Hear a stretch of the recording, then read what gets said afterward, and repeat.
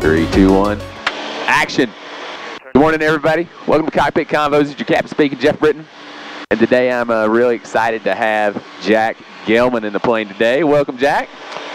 Thank you. Yeah, and Jack, I had a chance, he and I just rando met, I guess a week and some change ago, at this Startup World Cup, or World Cup Startup, or whatever it was called. Really, I told people it was like a TED Talk meets Shark Tank.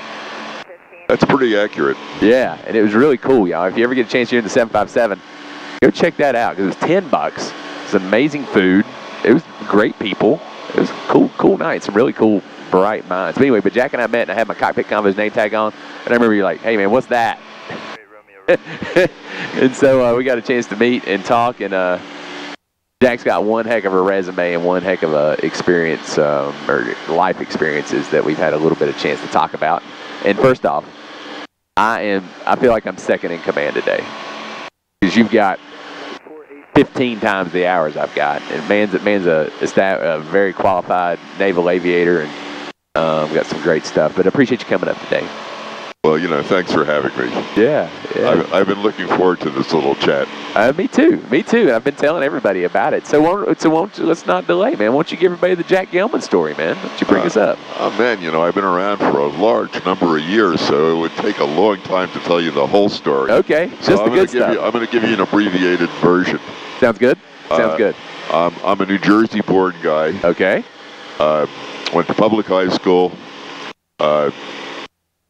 Got a Navy ROTC scholarship, which enabled me to go to Princeton University and get a bachelor's degree. Wow. Yeah, but you know, the problem with that scholarship was I knew that I had active duty Navy in front of me, so I had no motivation to get good grades because I wasn't going to try to get graduate school. Right. I didn't have to look for a job, so I just had a great time in college. That's great. And if I had it to do over again, I'd do a little less partying and a little more studying. I resonate with that comment. But, you know, somehow I managed to graduate just north of the top half of the class, which is remarkable. Or there were a lot of other guys who were having parties, too. It could be. You got to know the audience there. So, yeah. So I'm finishing up college, and the Vietnam War is raging. This is back in the late 60s. And I want to be an aviator. You know, I spent 2 midshipman cruises on Navy destroyers, and I went, nah, that's not for me. Right. They move around too much, and you have no control of the movement. At least in a plane, you can. Sure. You're in charge. Right.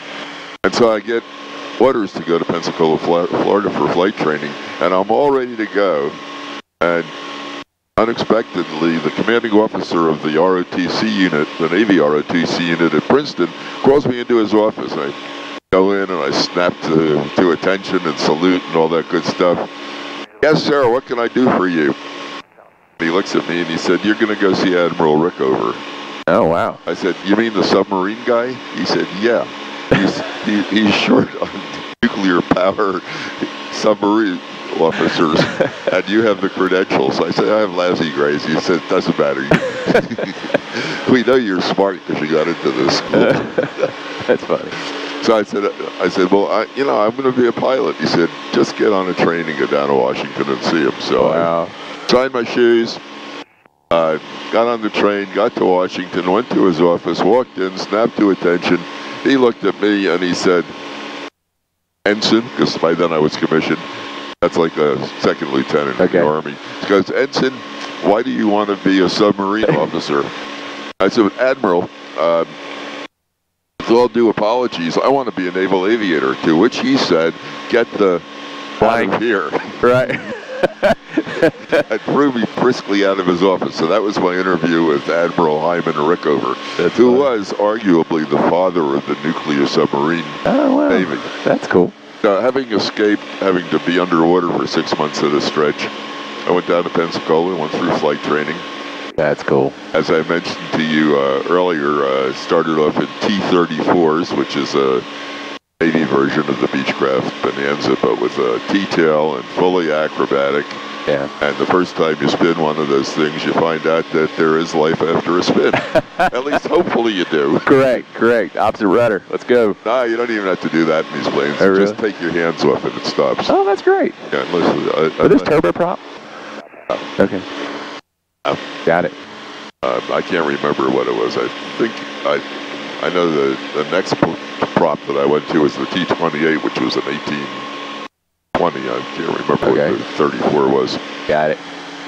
So I went through that training, and then I went through. They had 3 pipelines: helicopter. I didn't want anything to do with that. Jets and props.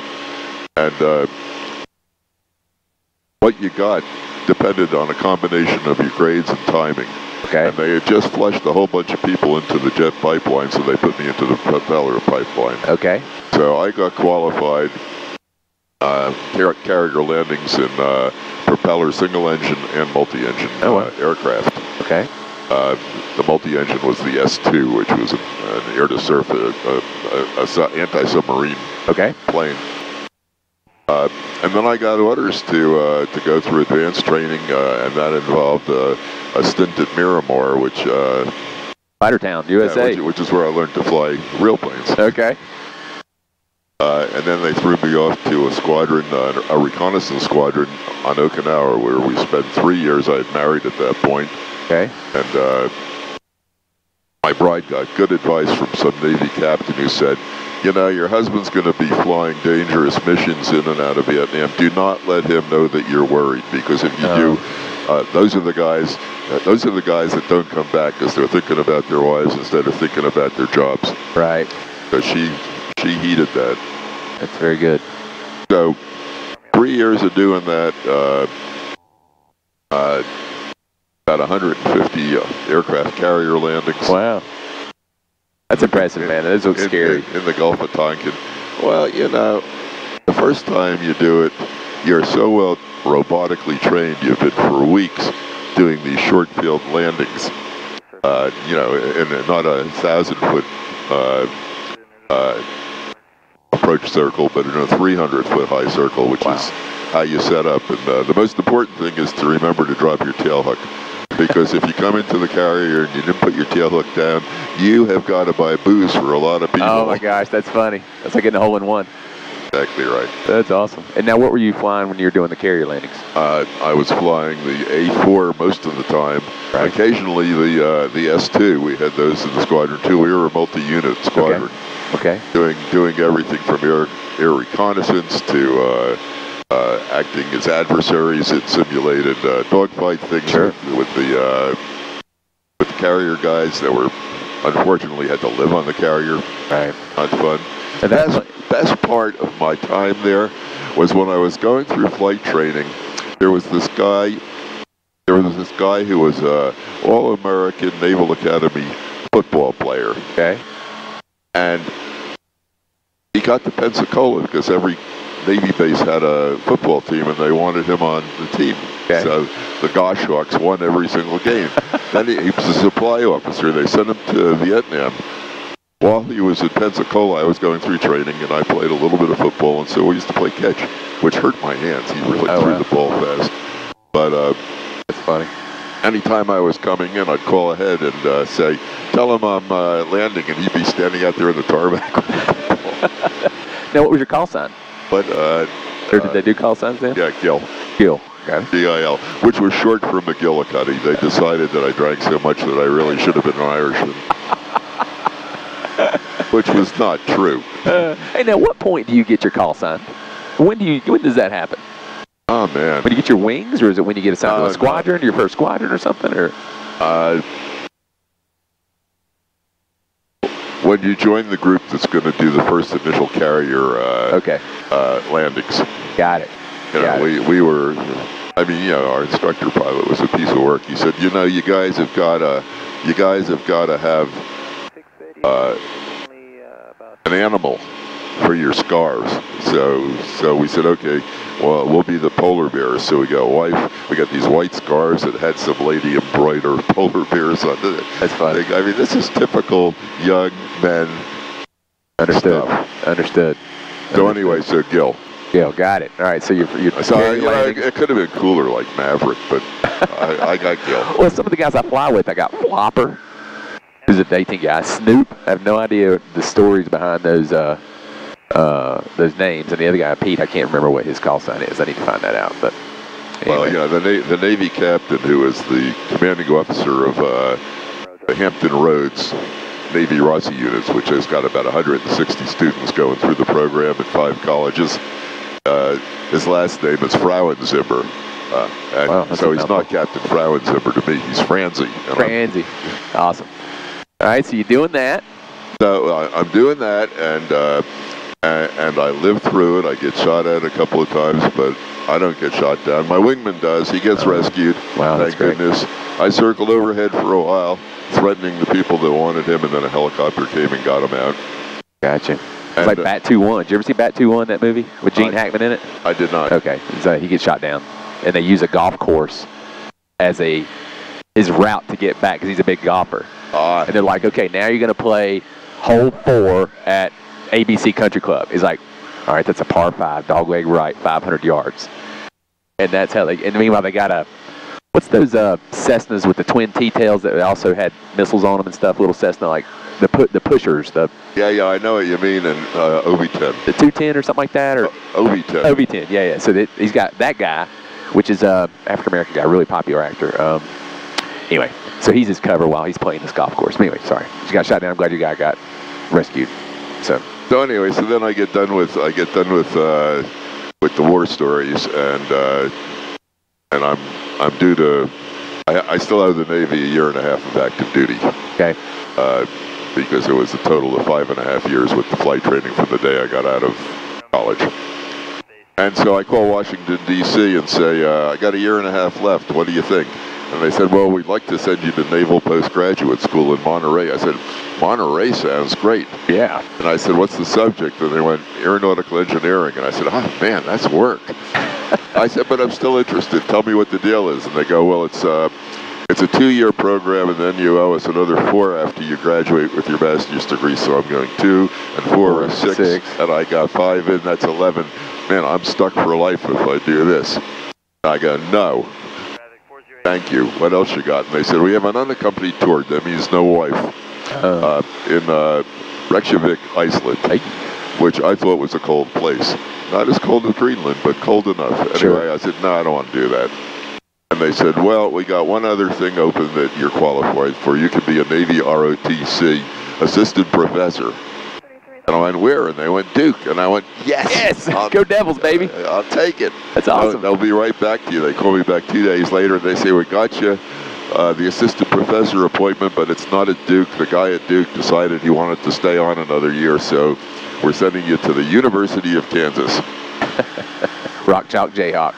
So I spent 2 academic years teaching leadership. Okay.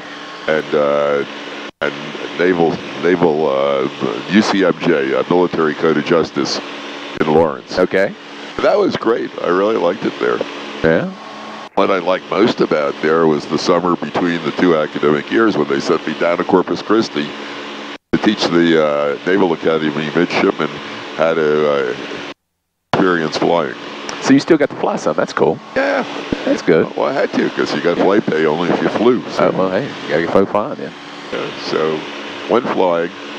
Fun story. I got up one day and this kid, this midshipman, comes up to the wing of the plane and he said, show me what you got, Lieutenant. Yes, sir. I said, I'll do my best. I might have flown a couple times. So, after we did a couple of loops, 0G maneuvers, he wasn't feeling too good. Right. Went back and landed him. The next kid that came up said, I don't need any of that. I said, that's fine. So we take off, and we're about this altitude, so we're between 4,000 and 6,000 feet. I'm not really paying attention. Sure. We're 2 miles over the Gulf of Mexico off of Padre Island in Texas, and all of a sudden there's oil all over the windshield. And he's in the front seat, I'm in the back seat. And I go, I've got it. But he's got a death grip on that thing.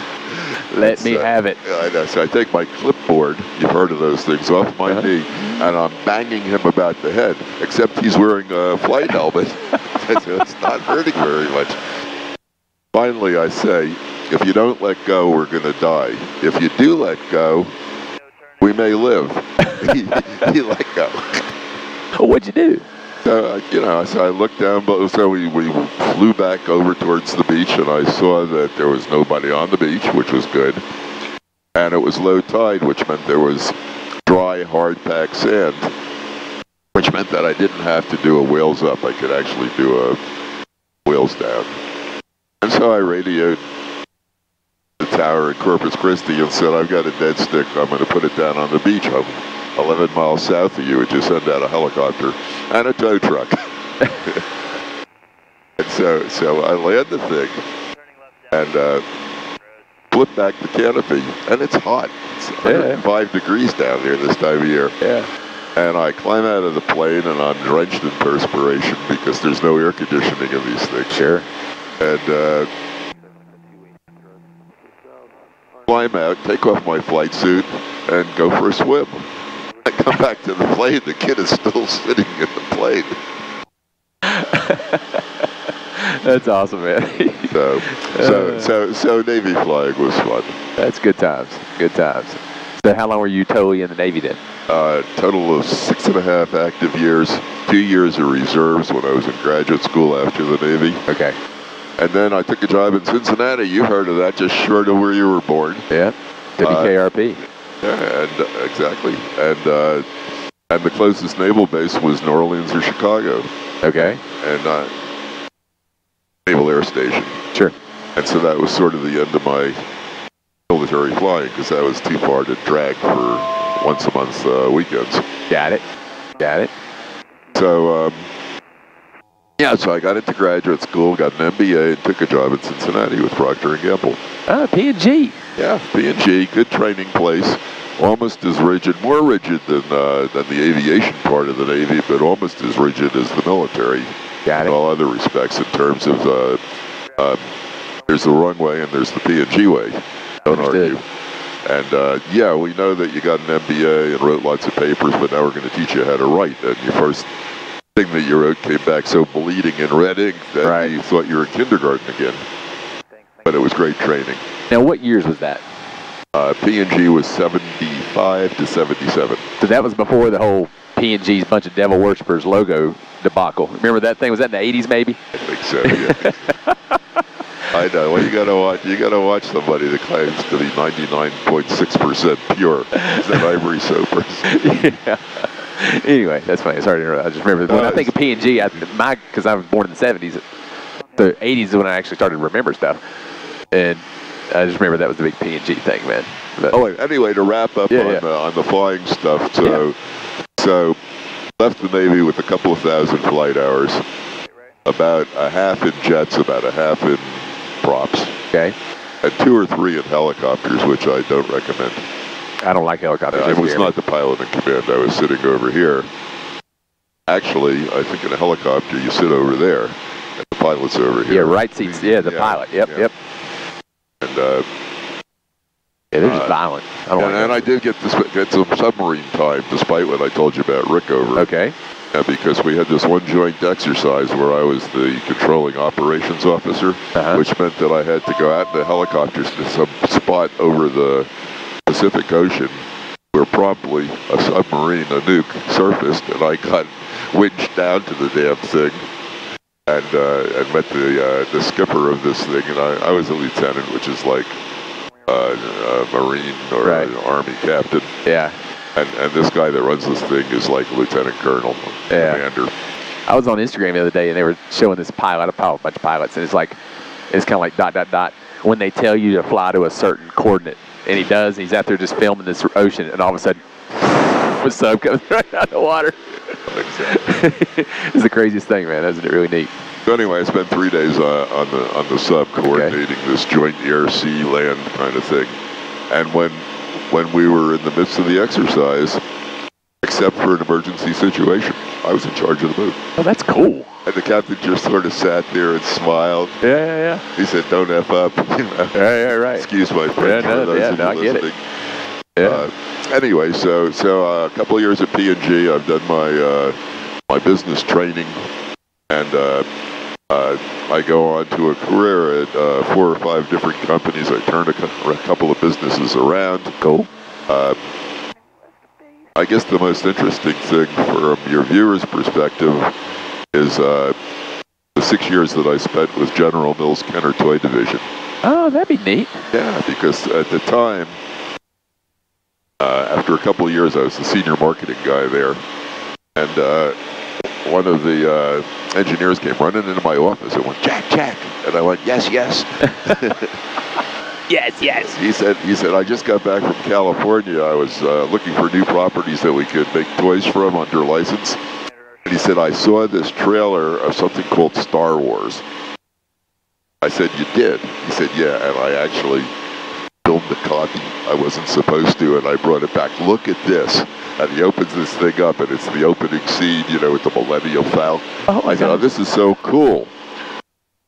So I got on a plane, and I go out and meet George Lucas, who is, I don't know, maybe in his late 20s at this point, and totally down to earth, a little wacky, but smart as hell. Oh my gosh. And we talk, and I invite him to come back to Cincinnati. We want to talk to him about making toy products as part of his franchise.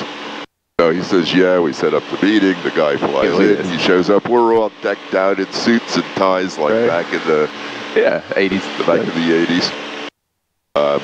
He walks in, he's got unshaven, he's got dirty sneakers, ripped jeans, a t-shirt that hasn't been washed in a month. And we sit down, tell him what we want to do in terms of these little figures and blah, blah, blah. He goes, I like it. What's the deal? And I said, well, normally we pay a 5% royalty, but we'll pay 6 because we think this property's so valuable. Puts out his hand and said, for worldwide rights. And we go, sure. And we shake hands on it. We go and build we spend millions of dollars building all the molds to make these things. Right. Don't have a written contract. We're operating solely on a handshake. A year later, we finally got a contract. We've already been selling the stuff. It was a remarkable experience to work with him. I can't believe I just met the guy that authored the deal for all the Star Wars toys. Well, I wasn't the only one, but still, because Star Wars, me and my kids, that is probably the pinnacle movie series that we know all about. We're Star Wars geeks, man. That is cool. That is just, my kids around the world are gonna enjoy that story right there. Well, I told this story after my corporate days, right? Which ended after a 5-year stint with Arthur Anderson, where I was global managing partner. Be impressed. Hey, that doesn't mean a lot because everybody else did all the work. I'm more impressed about the Star Wars stuff, man. Everybody else did all the work. I just sat there. Good. Hey, if you hire great people, you can just sit there. That was the plan. Yep. That's awesome. Yeah. I decided that I wasn't going to ever work for anybody else again. Okay. And what year is this? This is 2002.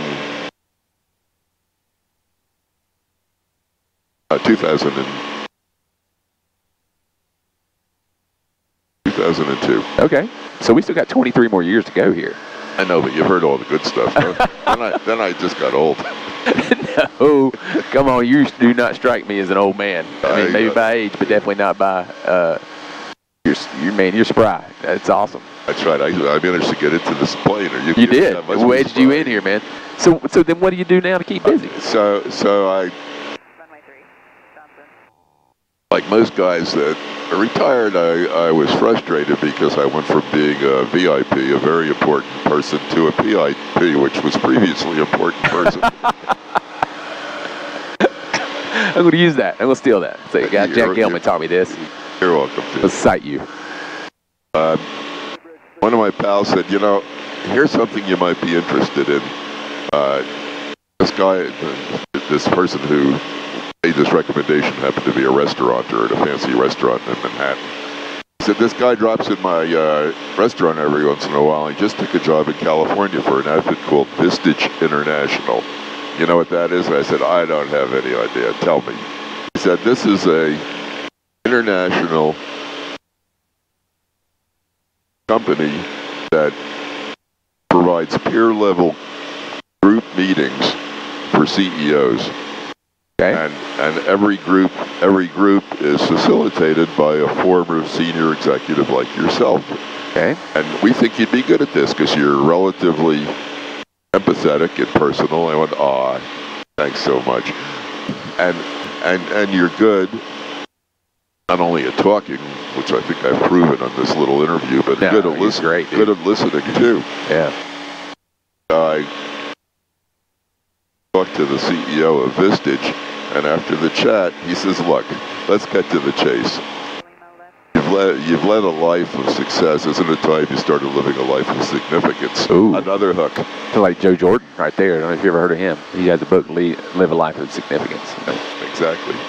And so I did that for the next 10 years, from 2008. Awesome. Till 2019 when we came down here. 11 years. That's great. At the same time, I'd opened up a advisory service for CEOs and a consulting practice that did strategic planning and team leadership and general leadership types of engagements. I'm being very creative in terms of giving it a name. I named it Gelman and Associates. I like it. That works, man. I know. I should have called it McGillicuddy, but it was Gelman. McGillicuddy's Masteries. So I did that till 2019, and at that point, my mother-in-law, who lived here in Virginia, in Newport News, was 101, and it was pretty clear 102 wasn't going to happen. Okay. And my wife said, hey, can we go down and spend the last few months with her? And I said, sure. In fact, Connecticut is getting old. All our friends have now gone to Florida or Arizona.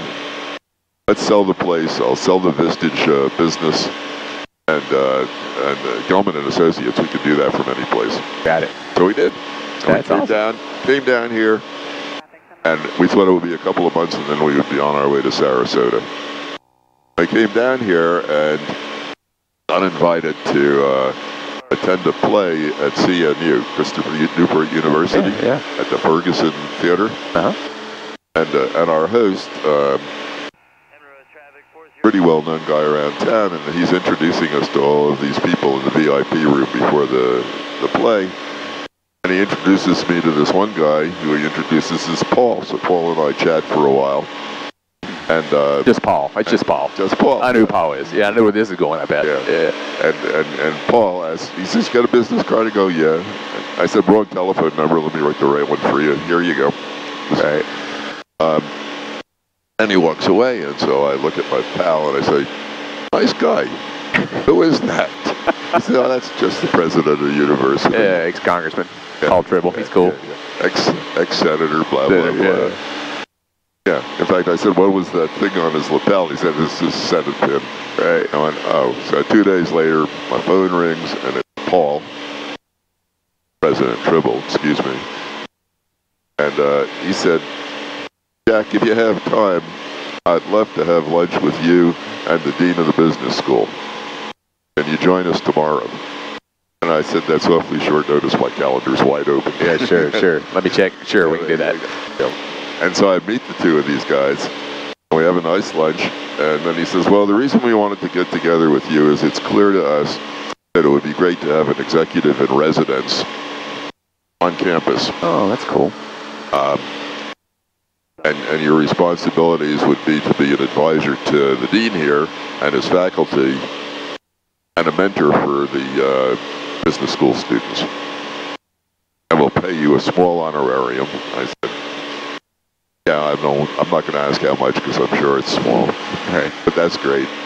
And I said, what's the deal? And they said, we want you for 2 years. I said, I'll give you one. They say, 2.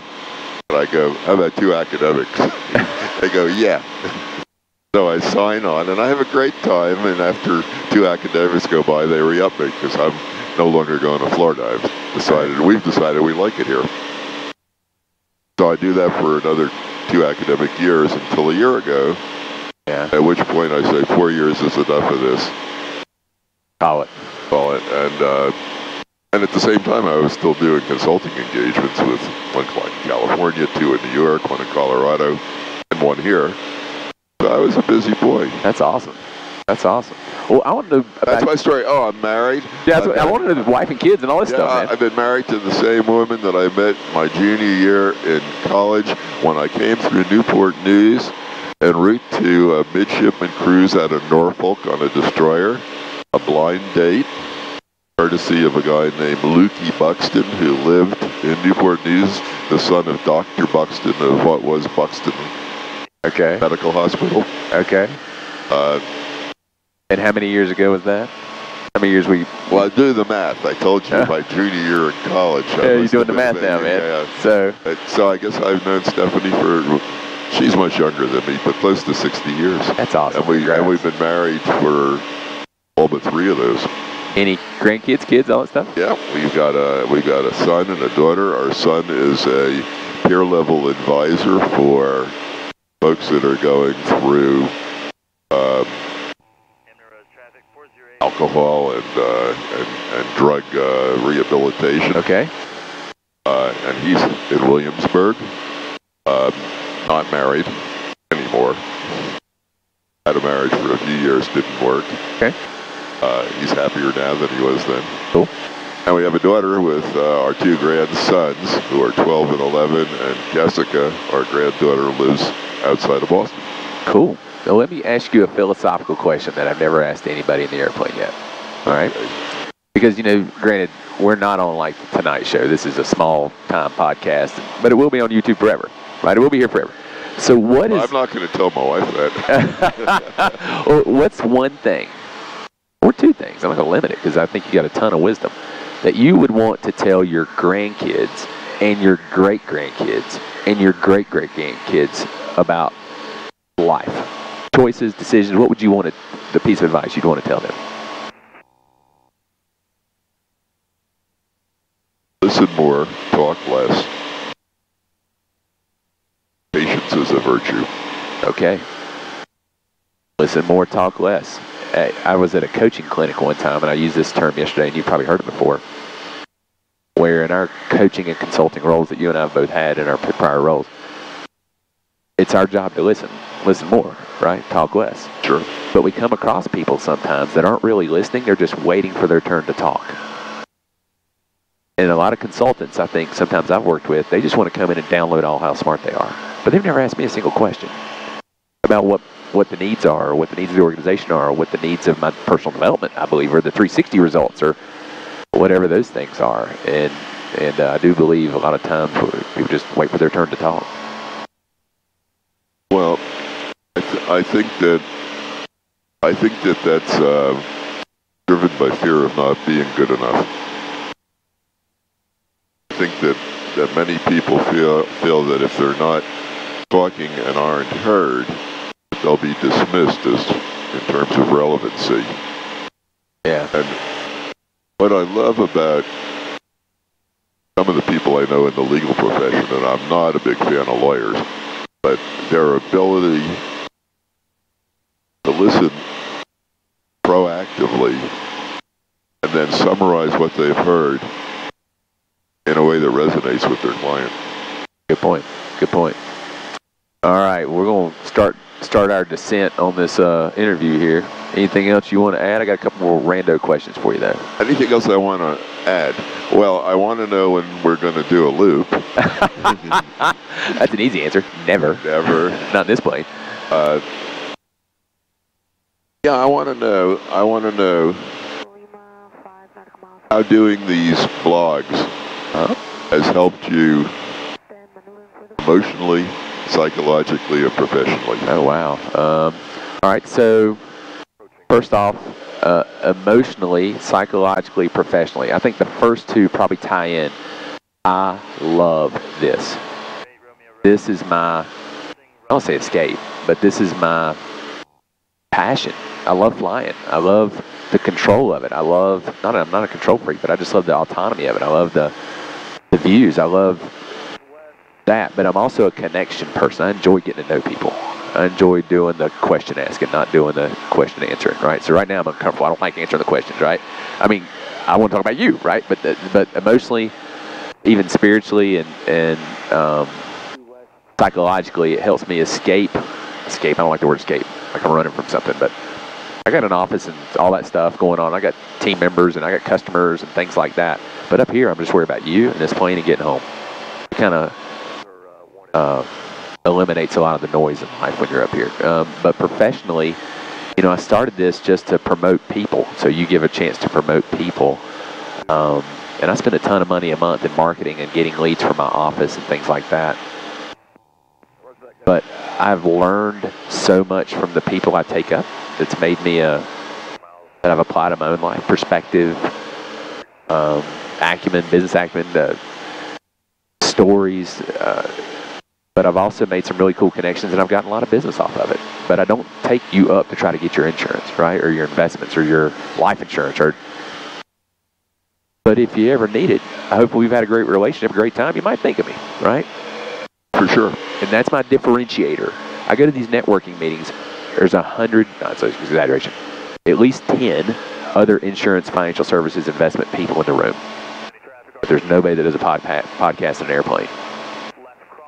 And that's how we met. I came in there. If I was a State Farm guy, you'd probably been like, I got USAA or whatever you got, right? We're good. You're right. But differentiator. You know, your colleague Alan's been trying to sell me State Farm for years, and every year I say, okay, here's my USAA policy. If you can match it because you're my friend, I'll get. He can't match it.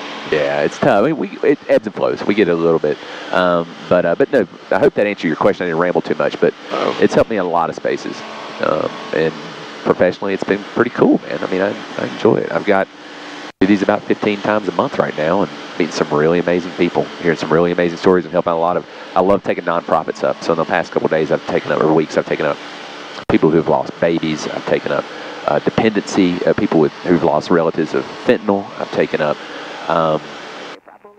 They've getting ready to take up ping pong for charity. You ever heard of that? Ping pong for charity?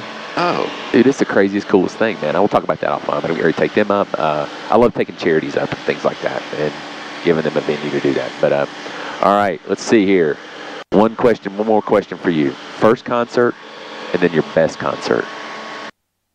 Oh my gosh. Concert. Not a concert, but first concert was Ella Fitzgerald live. Oh, but that was good. It's fantastic. It was in Harlem. Oh. And going to Harlem was scary. Sure, The sure. Cotton Club, which was the Cotton Club. The nexus for black performers in the day. That's awesome. So that was my first. Okay. Best concert. How do you top that? My God.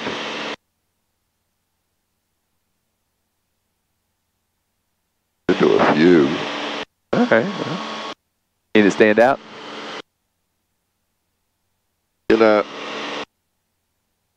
I wish that I had been able to go to one of girl that just got engaged concerts. Taylor Swift. I wish I could have gone to one of hers because there's still time. She is such a phenomenal marketer and a good singer. Yeah. And good looking and all that. And she's engaged now. She's off the market, man. You got no chance, Jack. You're out. Yeah, she got a rock that most people work their whole lives to be able to afford. Yeah, it's their whole income earning that they've earned their whole life. But well, cool. Well, man, I've had a great time today. I have had a great time too. I hope that I didn't bore you and your audience. Good gracious, no. This has been awesome. I mean, I will remember this one very well because I respect. I mean, I just think you're a cool guy. I think what you've accomplished in life is, and we all have a chance that we got one life, and what we accomplish, what we give back and do. But I'm just impressed, and I'm just glad we came across you. It ain't gonna be the last time I talk to you. I believe that. I don't think it'll be. I hope not. But hey, everybody, it's been a pleasure with Jack today. Again, thanks for coming up, and I hope you enjoyed the show today. As always, you can like and subscribe, and also just another shout out. We're on Spotify now, and Amazon Music, and Apple Podcasts, and all that stuff. You can see this thing. You're worldwide, man. You will be a VIP again. Oh my! Instead of a PIP. But anyway, check us out. And I appreciate you tuning in. And with that, man, let's sign this thing off. You ready? I'm ready. 3, 2, 1. See ya!